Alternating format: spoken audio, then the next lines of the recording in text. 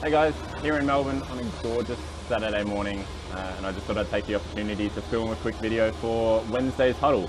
So I'll just be posting this video instead of us all getting together, just to change things up a little bit. I think some of our huddles can get a little bit dull, and it would be great for people to focus a little less on what's prescribed and instead focus on sharing something that's meaningful to you and hopefully telling a cool story. There's nothing more inspiring or engaging than a good story well told.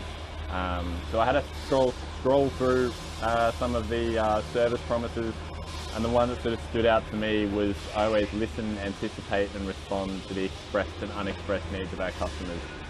And it reminded me of a cool story about Melbourne that I found out last year when I was showing a friend around.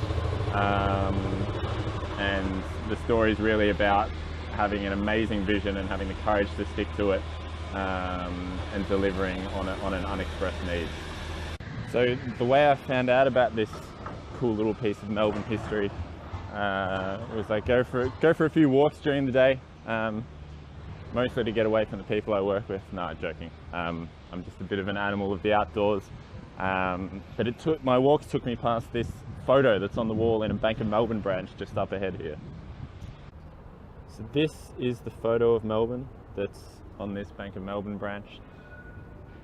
I'm guessing the photo's from around 1930.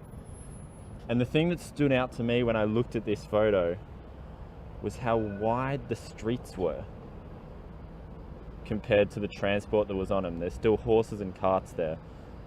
And it made me think, when were these streets designed? And who were they designed for?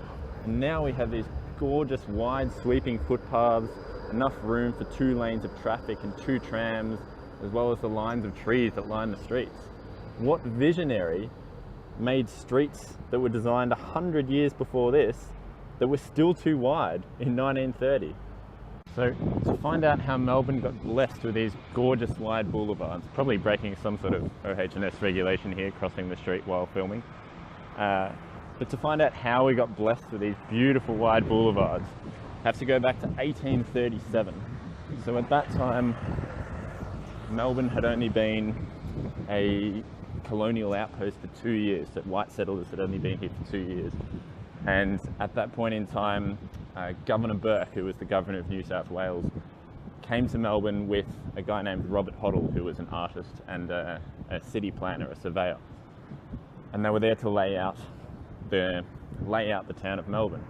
So at that time, Melbourne's population only numbered about 130 and about 20,000 sheep. So when Robert Hoddle was laying out the grid for the city of Melbourne, he initially laid out the grid so that the streets would be 95 feet wide, which was extraordinary at the time. And when he showed this plan to the governor said, "That's ridiculous. Why would we have streets that are 95 feet wide? Make them 66 feet wide." But Robert Hoddle refused to give in, despite being ordered to make them 66 feet wide. And he wrote in his diary that after urging the governor to come over to his point of view, the governor agreed, and hence Melbourne was given beautiful, broad boulevards that were 95 feet wide. And Hoddle wrote in his diary that he made them 95 feet wide on the score of the health and convenience for the future city of Victoria.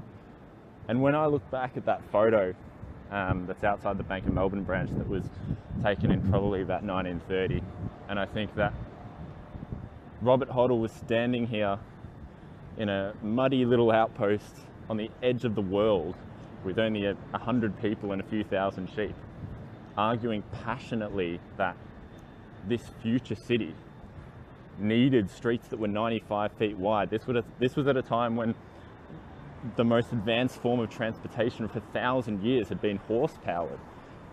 And he was a man arguing for streets 95 feet wide. To me, that's just a remarkable piece of vision that could easily have been ridiculed at the time because it just didn't make sense. And now, 6-7 generations later,